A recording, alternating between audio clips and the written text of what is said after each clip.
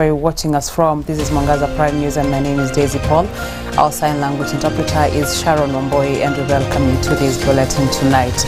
Now, the Speaker of the National Assembly, Moses Wetangula, has criticized the judiciary for what he has described as interfering with the functioning of the government through decisions that affect projects. Speaking in Mombasa during the Kenya Private Sector Alliance session, Wetangula said that although the court has an important role to protect the constitution, its officials should consider the effects of some of their decisions of the government and the people. The opening session, Moses, Masika, Wetangula. When Junet comes to court and says this law is unconstitutional, say fine, you have a point. Parliament is 200 meters away. The Attorney General is 20 meters away. If you are suing the Minister of Finance, is 30 meters away. Go and serve them. The matter is urgent. Come and hear. But you issue an injunction and keep away the file for 6 months. This perhaps a legislation that you as KEPS have brought to us to improve the way of doing business in Kenya. And the crank who has gone to court does not even run a kiosk in the business world. He's simply a surrogate litigant for your competitors. And these are some of the problems we're having. So that you have very progressive ideas, lakini kuna kisingiti hapo mbele huwezi pita. We cannot legislate for a section of businesses in Parliament, Mr. Speaker. You must rein on that, Mr. Speaker. It starts from the executive, but sometimes it also happens in Parliament, where we want to protect certain interests by bringing certain taxes, export promotion, I don't know what. There are industries that are suffering in this country because of taxes that we have imposed to fight competitors. That culture, we must look into it as Parliament. Let us embrace shared accountability.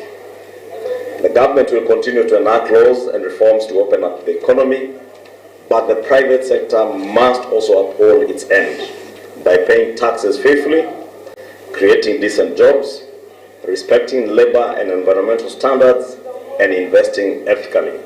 The current size of government is not sustainable because when we look at the pie size means the GDP of the economy is not growing 3, 4, 5 times.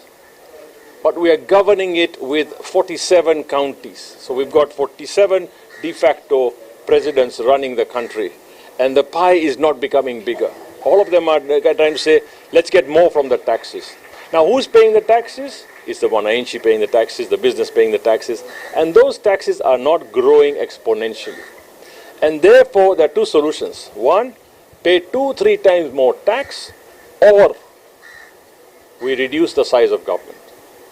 Unless we reduce the size of government, which means county governments, all that stuff, contract it, make it smaller, and link them to growing GDP, growing number of jobs. Their pay should be linked to how many jobs did you create, how much GDP did you improve, and what productivity did we get here. Unless we do this, this model of ours is not sustainable. Today the SGR, we get for every 4 containers that come in, only 1 goes back with goods, which means 3 are going empty.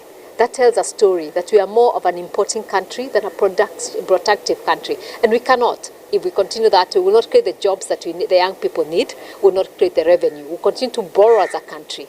And so for us to fill those containers back to the port and out of the country, then we have to produce.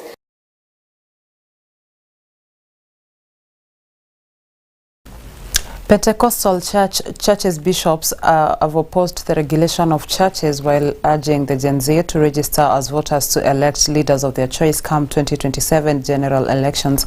And speaking in Mombasa, led by Bishop Paul Mwaura, they have termed the move as a plan by the government to frustrate churches in Kenya while championing for self-regulation. They have therefore termed the regulation as a way to undermine freedom of worship in the country.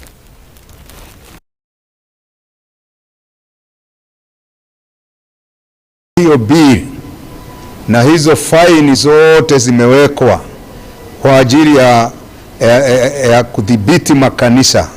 Tafadhali uone ya kwamba kanisa litajidhibiti lenyewe, litaangalia members wake wenyewe, na ikiwa kuna mtu ambaye si member ada any umbrella, huyo mtadiri na yeye kivyake.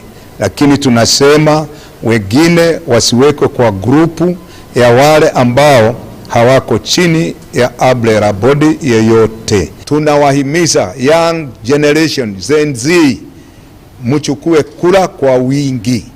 Usajili wa kura ni haki. Vijana wetu, tafadhalini mjitoe muhanga kama wakati mwingine mnavyojitoa kufanya demonstration. Mungejitoa vivyo hivyo mkaenda katika vituo vya kura kujiandikisha, na siku ya kura tukaweza kuwa na mfuriko wa ninyi mnataka kuchagua mbunge wenu, mnataka kuchagua gavana wenu, mnataka kuchagua hata rais wenu. Tuko na freedom of worship, and that freedom of worship should be respected by the government. Na kama kuna pahali ambako kanisa liko na shida ama liko na lawama yoyote, tuko tayari kuketi chini na serikali na tuweze kujadiliana na tuweze kuona ya kwamba hilo jambo limetatuliwa. Kwa hivyo sisi tunasema ya kwamba serikali iweze kukaa kando, iashirie kanisa ijiendeshe kwa njia yake.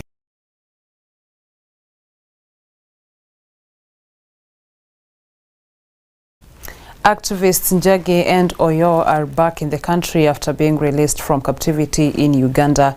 According to a family member who identified as Karen, she was informed of the release at around 10 p.m. last night, and the two were handed over to the Busia County Commissioner at around 2 a.m. in the morning at the Busia border point by the Kenyan ambassador to Uganda in company of Ugandan army officials.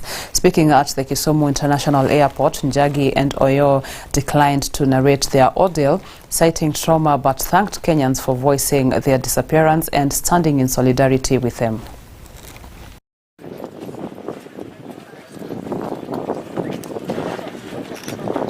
Actually, he was handed to me as a family member at the border. We heard about it last night at around actually at around 10. I got information that he was supposed to, they had been released and they were on the way to the border. So I just took off and I went to the border. I arrived there at around 1, and at around 2 they were already there. They were escorted by the ambassador, our ambassador, Kenyan ambassador in the other side, Uganda, and the government. Actually, it was a convoy plus the army, Ugandan army. And then they were handed over to the county commissioner, Busia. Then the county commissioner handed them over to me as a family member.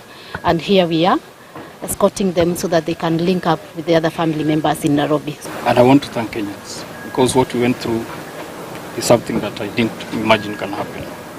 And so I want to thank Kenyans, I want to thank the media, I want to thank everybody who was fighting for us.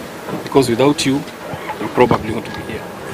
So I want to say that we will talk later. For now, let us deal with the questions that we are having here. And I think thank you for what Kenyans did for us.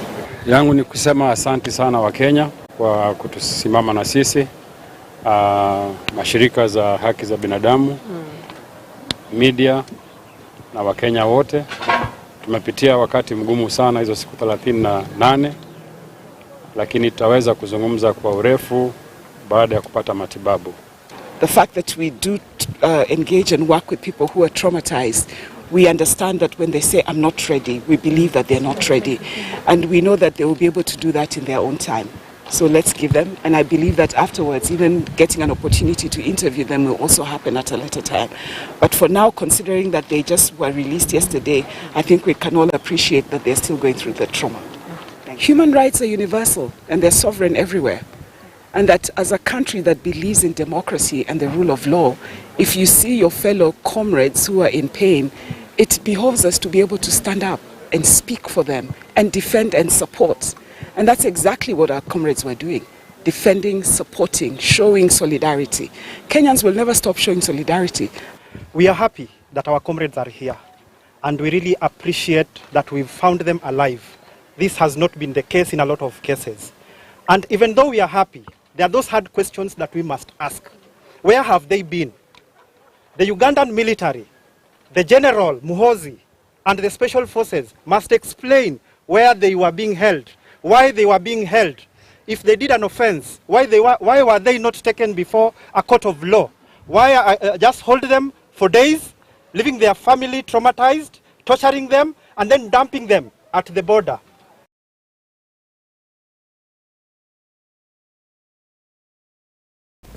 DCI boss Mohamed Amin has hinted on more arrests of suspects linked with the trafficking of 1,024 kilograms of drugs worth 8.2 billion Kenyan shillings at the coasts. Amin has termed the arrest of the consignment and Iranian suspect who appeared in court as a big achievement in the war against drugs as they narrow in to link other local suspects. Speaking in Mombasa during the opening of a DCI center at Bamburi police station, Amin assured commitment in the fight against drugs and crime at the coasts and the country at large.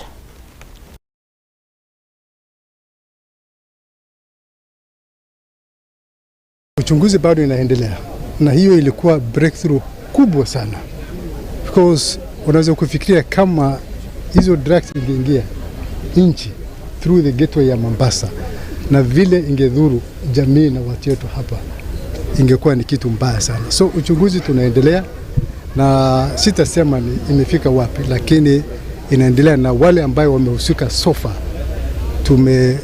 tumewapeleka kotini, and as tukiendelea na uchunguzi tutashika watu wengine and we'll be able to make some more arrests. So far we have not established any correlation between those arrested and in other local network. But as you are aware, investigation is dynamic and it can lead us anywhere. We will go every strength possible to make the coastal region safe and secure. Now that the boys have closed na wako na nyinyi nyumbani, parents, please mentor coach your children na mjue mtoto ako wapi at any given time. For the criminal class, I have no kind words for you. The options are either two, and my boss is here. Either you accept salvation or move out of the entire coastal region. These are the two options that you have.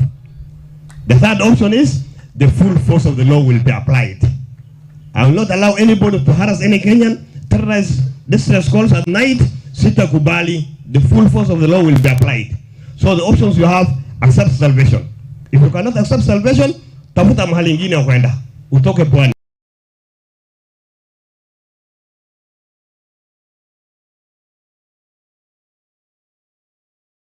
Taking a short commercial breather, but don't go far. We're coming back with more in a short while.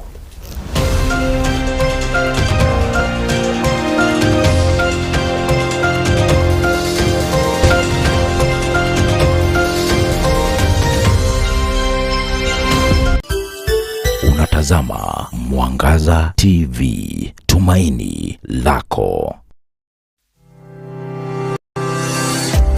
Kemuma Engineering Systems tumetambulika kwa uuzaji wa vyombo na vifaa vya usalama kama vile CCTV, intruder alarm systems, electrical fencing, razor wire, intercom systems, access control systems, automatic gates, general electricals, fire and smoke alarm system, na fire extinguishers, solar panels, batteries, inverters, na charger controllers. Tutembelee leo. Duka zetu ziko Nairobi, junction ya Kamae Road na Gaberon Road. Duka la pili, Nyandarua House, orofa la pili, room 204, Pwani Guest House, na Mark Plaza Kasarani, opposite Kasarani Police Station. Tupigie simu 0793 949494 au 0793 494949 au 0758 121212. Kemuma Engineering Systems, we mind your security. Mungu wetu, yes, tukumbuke siku ya leo, tukumbuke Kila siku ya Jumapili kuanzia saa 3 asubuhi usikose kutazama ibada ya Jumapili live kutoka kanisa la Jesus Wina Ministry Nairobi. Biblia inasema Jehova nitampatia jibu njema. Jibu njema lenye tumaini ya Mungu ni original. Ndio maana unaona hata Mungu akikubariki na pesa, wewe utalala usingizi mpaka asubuhi. Kuna mwingine akitoa kule ametoa, analalanga usiku akihangaika. Mwambie kuwa si kushika paka ukate. Umeenda umefitina mtu kazini, amefutwa kazi, umeua. Unasikia wameona ndugu yao wifu imeingia. Kusikia wifu wamepanga waue ndugu yao. Mwingine yako na uchungu umemwekelea, analilia Mungu, anauliza Mungu, nimefanyia huyu mtu nini? Unatakiwa uombe msamaha. Mungu akusamehe kwa sababu kuna roho zinalia matone ya damu. Mimi sitaki kujua ni nini ambayo imekupinga. Liwe liwalo atalitimiza. Hezekia akamwambia Bwana, waliokufa hawezi shukuru Bwana, lakini mimi niliye uhai nitamshukuru Jehova, nitamshukuru Bwana. Jesus Winner Ministry, a ministry for all nations. Kulia, kushoto, kulia, kushoto, chini, chini, chini, chini.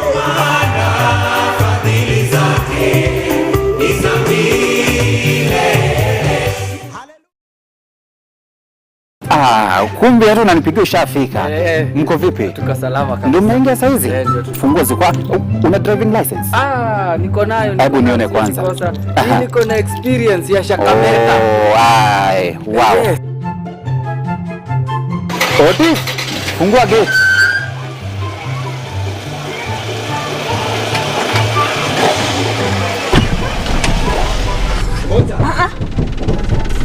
Shuka kwanza. Leta funguo. Kwani ulisoma wapi kuendesha gari? Umeniambia unajua kuendesha gari, aibu angalia vile ambavyo unahatarisha maisha ya watumizi wengine wa barabara. Kwani wewe? Nasuliniambia unajua kuendesha gari. Wewe na shakameta mko hivi. Nini imefanyika? Hebu ingia, nataka nikupeleke Jewel Institute of Advanced Driving School. Utende ufanye refresh. Kusema kwamba ujikumbushe. Hebu ingia hapo hivyo twende. Excellence and quality driving school instructions is what Jewel Driving School offers. It gives you an experience like no other, accredited by NTSA. A driver's safety comes along with careful driving, bearing in mind other road users and pedestrians included. We offer theoretical driving classes, executive classes and refresher courses. We offer training on both manual and auto transmission vehicles, and our training are based on the new NTSA curriculum.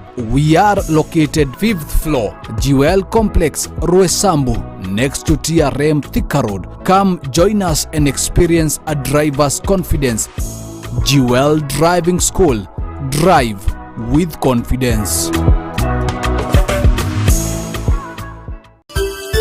Unatazama Mwangaza TV, tumaini lako.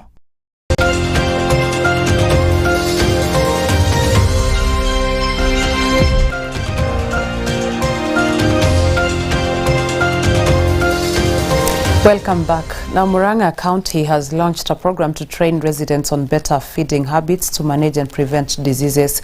The project, implemented in partnership with Diabetes Awareness Trust, will establish food pharmacy centers in all 35 wards to train residents on proper nutrition and the benefits of organic foods.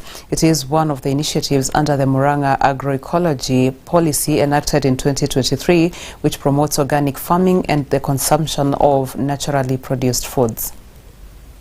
It's also very important for us to partner, to go to the ground and find. We are very proud because Sustainable Agriculture Foundation has been focusing on transforming smallholder farming systems by ensuring that we are touching on livelihoods and also ensuring that not only are farmers producing food to be food secure, but also to ensure that they're economically empowered. We are advising that our smallholder farmers grow what is aligned with the healthy eating, that our nutrition is in our hospitals and in initiatives that we will be setting up at the ward level that we are calling the food pharmacies. What are the food pharmacies? They are just stores of food that is prescribed by nutritionists, and when people come to that location, they will have, now instead of going for a prescription on food, they will, on medicine, they will be getting a prescription on food, which they can also be advised to go and grow in their farms. They don't actually have to come to the food pharmacy to buy. The moment we have this project implemented, it's going to ensure that we have a healthy population that is not only going to be supporting our agriculture, but it's also going to be driving the industrial revolution that is going to be taking place in Murang'a in the next future. Mfuko yetu bado inaongeza pesa. Na hiyo kwa hiyo value ya hizi greens na hizo chakula ambayo haina chemical. Tunaongezea, tunaweka ile miti ya inaitwa herbs and spices. Tunaiweka pamoja, tunachanganya. Na tukichanganya hivyo inasaidia hata sisi kufukuza wale pest wanakuja kuharibu hiyo mashamba yetu. Zingine zina attract hizo kama vitu pollinators, bado tunasaidika. Bado pollinators wanatuletea asali. Asali ndio inatusaidia kutengeneza sasa hii madawa. Na watu wamesaidika, wametibika na wanafurahia hiyo maisha.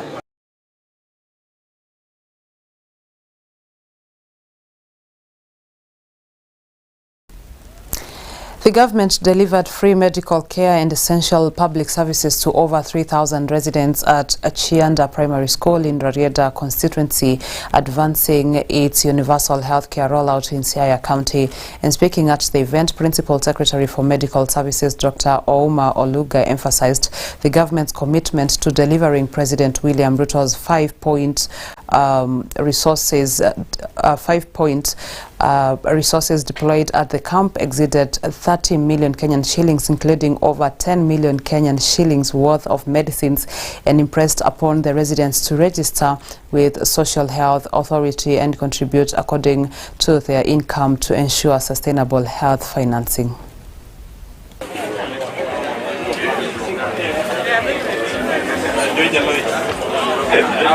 Today is a very good day. I don't have much to say. I am extremely humbled. I am very grateful for my people for accepting these services. I am extremely grateful to His Excellency the President, to our young people, that you have to show up to be assisted. And we are grateful for the young people of this region because you have been very calm. I've been working with a number of you to make sure that you understand what it means to show up, what it means to get government services, what it means not to be into drugs, what it means to be in education. And I know that we will go very far holding each other's hand so that you can transform your lives the way the government intends that you transform your life. 3,000 in medical only, and about 2,000 in the other services, but there are still more pending. If you look there are still queues, and we'll be talking about that. In terms of the time and the resources, I want to tell the people of Rarieda that if this was commercial, the resources that have been put in today would be worth more than 30 million Kenya shillings. In terms of medicine alone, if you go to that tent at the very end, which serves as the pharmacy, in terms of medicines alone, we, through you, have gotten medicines worth more than 10 million Kenya shillings. And there's still a lot remaining, which will be distributed among the local health facilities.